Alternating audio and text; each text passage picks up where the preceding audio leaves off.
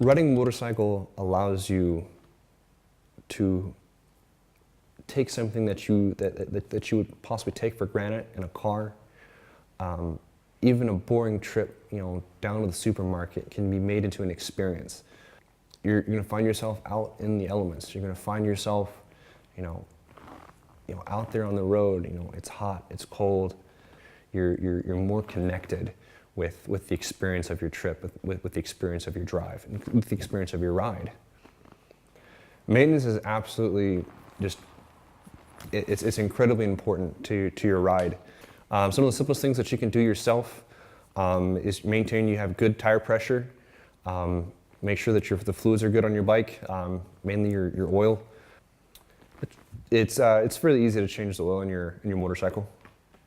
The tools that you would need to change the oil on your bike, you need to first and foremost have 2 oil pans, one for the oil filter, and then one for the main reservoir for oil.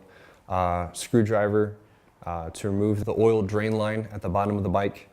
You're going to need a strap wrench to remove the oil filter.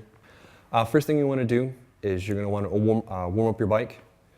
This will help the fluid drain easier, much faster out of the vehicle. After the vehicle is good and warm, you want to open up the cap to the main reservoir to your bike, which also assists in the draining of the vehicle. Then you want to place a pan underneath the vehicle, a collection pan that you're going to be using to collect the old oil out of. Then you want to unscrew the main drip line. After that, you're going to place a pan underneath where the oil filter is.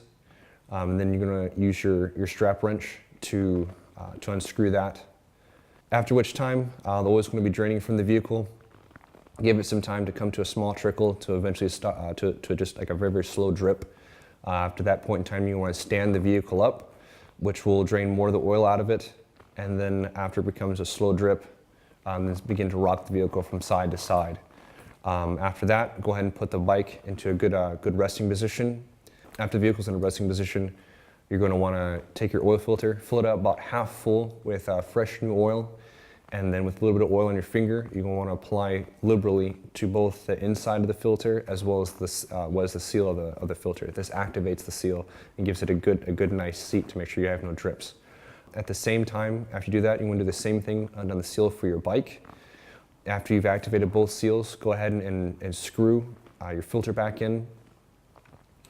After you've done that, go ahead and re-screw in the drain line. And then after you screw in the main drain line, go ahead and start filling in the main reservoir with about 3 quarts of oil. After you've already filled up your reservoir through about 3 quarts of oil, go ahead and replace the cap to your main reservoir.